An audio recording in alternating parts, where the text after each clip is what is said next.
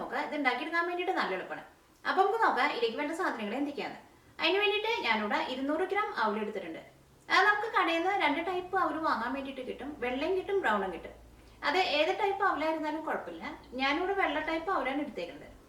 ഞാനിവിടെ 200 ഗ്രാം അവൽ എടുത്തിട്ടുണ്ട്. 200 ഗ്രാം അവൽ എടുക്കുമ്പോൾ 200 ഗ്രാം ശർക്കര വേണം. ഈ ശർക്കര മെൽറ്റാക്കി എടുക്കാൻ വേണ്ടിയിട്ട് ഇതിലേക്ക് 1/2 കപ്പ് വെള്ളവും വേണം. പിന്നെ വേണ്ടത് തേങ്ങയാണ്. ഞാനിവിടെ ഒരു തേങ്ങ മുഴുവനായിട്ട് എടുത്തിട്ടുണ്ട്. അത് അവല് വിളയിച്ചെടുക്കുമ്പോൾ തേങ്ങ കുറച്ച് കൂടുതൽ വേണം. അപ്പോഴായിരിക്കും അവല് വിളയിച്ചെടുത്തതിന് നല്ല ടേസ്റ്റ് ഉണ്ടാവുക. ഈ അവല് വിളയിച്ചതിലേക്ക് വറുത്ത് ചേർക്കാൻ വേണ്ടിയിട്ട് തേങ്ങക്കൊത്ത് വേണം. പിന്നെ വേണ്ടത് കാഷ്നട്ടാണ്. പിന്നെ ഞാനിവിടെ കറുത്ത എള്ളു എടുത്തിട്ടുണ്ട്. ഇതെല്ലാം കൂടിയിട്ട് നെയ്യിൽ വറുത്തിട്ട് വേണം ചേർക്കാൻ വേണ്ടിയിട്ട്. ഇതിലേക്ക് നിങ്ങൾക്ക് കടലപ്പരിപ്പ് വേണമെന്നുണ്ടെങ്കിൽ കടലപ്പരിപ്പും ചേർക്കാം.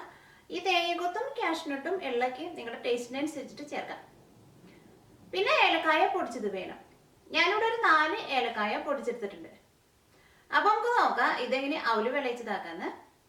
ഈ അവല് വിളയിച്ചെടുക്കാൻ വേണ്ടിയിട്ട് ഒരു പാൻ വെച്ചിട്ട് ചൂടാക്കാം. ഫസ്റ്റ് ഇതിലേക്കുള്ള കാഷ്നട്ടും തേങ്ങക്കൊത്തും വറുത്തെടുക്കുക. അതിന് വേണ്ടിയിട്ട് ഇതിലേക്ക് ഒരു 2 ടേബിൾ സ്പൂൺ നെയ്യ് ചേർക്കാം. ഈ ബട്ടറിൽ നിന്ന് നെയ്യ് ഉണ്ടാക്കുന്ന വീഡിയോ ഞാൻ ഇതിനു മുമ്പ് യൂട്യൂബിൽ അപ്ലോഡ് ചെയ്തിട്ടുണ്ട്. ഈ നെയ്യ് ഞാൻ അതേപോലെ ഉണ്ടാക്കിയ നെയ്യാണിത്. നിങ്ങൾക്ക് ആ റെസിപ്പി വേണമെന്നുണ്ടെങ്കിൽ യൂട്യൂബിൽ മിയ കിച്ചൻ ഗീ എന്ന് പറഞ്ഞ് അടിച്ചിട്ടുണ്ടെങ്കിൽ ആ റെസിപ്പി കിട്ടും. ഈ ചൂടായ നെയ്യിലേക്ക് തേങ്ങക്കൊത്ത് ചേർക്കാം. തേങ്ങക്കൊത്ത് നിങ്ങളുടെ ടേസ്റ്റിനനുസരിച്ചിട്ട് ചേർക്കാം. ഞാനിവിടെ ഒരു 2 പിടി തേങ്ങക്കൊത്ത് ചേർക്കുന്നുണ്ട്. എനിക്ക് തേങ്ങക്കൊത്ത് നല്ല ഇഷ്ടമാണ്. അപ്പോൾ നിങ്ങൾക്ക് നിങ്ങളുടെ ടേസ്റ്റിനനുസരിച്ച് നിങ്ങളത് ചേർക്കാം. ഈ തേങ്ങക്കൊത്ത് മൊരിഞ്ഞ് നല്ലൊരു ഗോൾഡൻ കളറാവണം. ഈ തേങ്ങക്കൊത്തൊക്കെ നമ്മൾ വറുത്തെടുക്കുന്ന സമയത്ത് നല്ലൊരു ഗോൾഡൻ കളറായിട്ടുണ്ടെങ്കിൽ പിന്നെ പെട്ടെന്ന് അങ്ങോട്ട് കളർ മാറിയിട്ട് ആ തേങ്ങക്കൊത്ത് അങ്ങോട്ട് ഒരു ഡാർക്ക് ബ്രൗൺ ആവും. അങ്ങനെ ഡാർക്ക് ബ്രൗൺ ആവാൻ വേണ്ടിയിട്ട് നിൽക്കരുത്. നല്ലൊരു ഗോൾഡൻ കളറാവുമ്പോൾ തന്നെ ഈ നെയ്യിൽ നിന്ന് തേങ്ങക്കൊത്ത് എടുത്ത് മാറ്റണം. അപ്പോൾ തേങ്ങക്കൊത്ത് മൊരിഞ്ഞ് നല്ലൊരു ഗോൾഡൻ കളറായിട്ടുണ്ട്. ഇനി ഇത് നെയ്യിൽ നിന്ന് എടുത്ത് മാറ്റാം. ഇതിലേക്ക് കാഷ്നട്ട് ചേർക്കാം. നിങ്ങൾ കടലപ്പരിപ്പ് ചേർക്കണമെങ്കിൽ കടലപ്പരിപ്പും ഇതേപോലെ തന്നെ വറുത്തെടുക്കണം. കടലപ്പരിപ്പ് എന്ന് വെച്ചിട്ടുണ്ടെങ്കിൽ പൊട്ടുകടലയാണ്.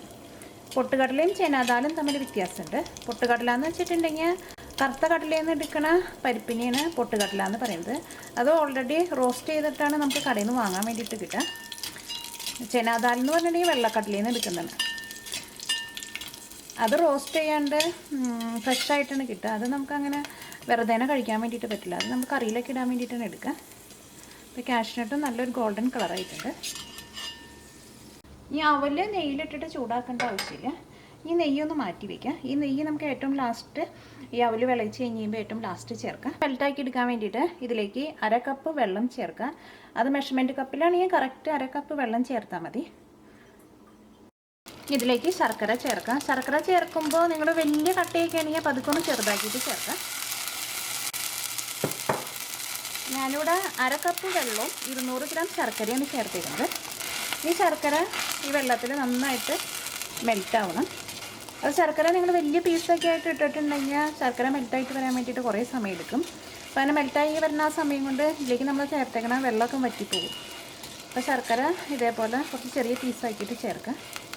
ഈ ശർക്കര ചെറിയ പീസാക്കിയിട്ട് എടുക്കാൻ വേണ്ടിയിട്ട് ഈ ശർക്കര ഭയങ്കര ഹാർഡായിട്ടിരിക്കുകയാണെങ്കിൽ മൈക്രോണിൽ വെച്ചിട്ട് പതുക്കൊന്ന് ചൂടാക്കിയാൽ മതി. അപ്പോൾ ശർക്കര നല്ല സോഫ്റ്റായിട്ട് വരും. അപ്പോൾ അത് ചെറിയ പീസാക്കി എടുക്കാൻ വേണ്ടിയിട്ട് നല്ല എളുപ്പമായിരിക്കും. അപ്പോൾ ശർക്കര മെൽറ്റായിട്ടുണ്ട്. ഇനി ഇതിലേക്ക് തേങ്ങ ചേർക്കാം. ഈ തീ പതുക്കൊന്ന് കുറച്ച് വയ്ക്കാം.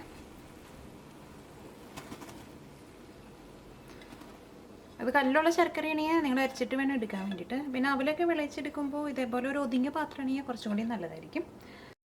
ഇതിലേക്ക് തേങ്ങക്കൊത്തും കാഷ്നട്ടും ചേർക്കുക. അത് ഈ ശർക്കര പാനിയിൽ തന്നെ ചേർക്കാം.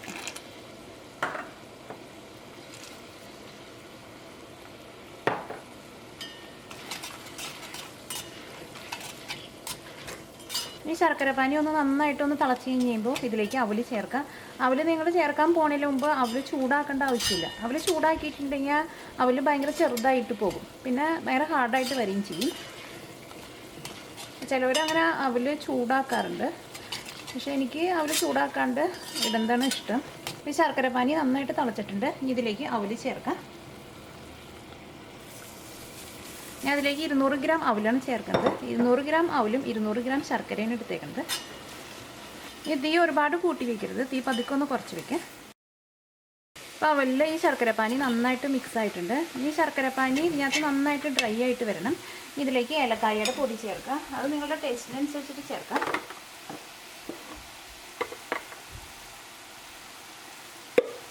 ഇനി നിങ്ങൾക്ക് ചെറിയ ജീരകത്തിൻ്റെ ടേസ്റ്റ് ഇഷ്ടമാണെന്നുണ്ടെങ്കിൽ ചെറിയ ജീരകവും കൂടിയും ചേർക്കാം.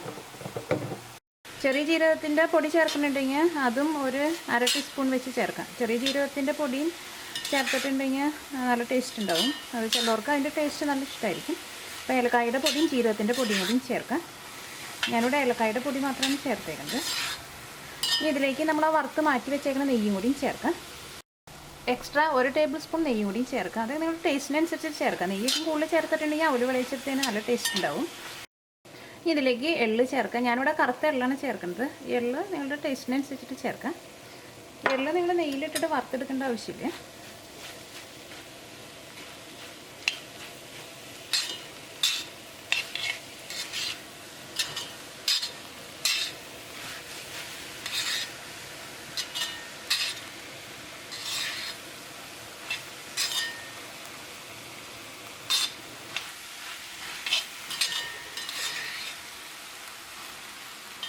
അപ്പോൾ ശർക്കരപ്പാനിയൊക്കെ നന്നായിട്ട് ഡ്രൈ ആയിട്ട് വന്നിട്ടുണ്ട്. തീ ഓഫ് ചെയ്യാം. തീ ഓഫ് ചെയ്ത് കഴിയുമ്പോൾ അതിങ്ങനെ നന്നായിട്ട് ഇങ്ങനെ ഒതുക്കി വയ്ക്കാം. അപ്പോൾ അവൽ വിളയിച്ചെടുത്തത് റെഡി ആയിട്ടുണ്ട്. ഈ അവൽ വിളയിച്ചെടുത്തത് ഇപ്പോൾ ഇന്ന് നമ്മൾ ഉണ്ടാക്കി വെച്ചിട്ടുണ്ടെങ്കിൽ പിറ്റേ ദിവസത്തേക്കായിരിക്കും നല്ല ടേസ്റ്റ് ഉണ്ടാവുക. അപ്പോൾ ഈ അവലൊക്കെ ഒന്നുകൂടി നല്ല സോഫ്റ്റായിട്ട് വരികയും ചെയ്യും. അവലിൻ്റെ ഉള്ളിലേക്ക് ഈ ശർക്കരയുടെ ടേസ്റ്റൊക്കെ നന്നായിട്ട് കിട്ടുകയും ചെയ്യും.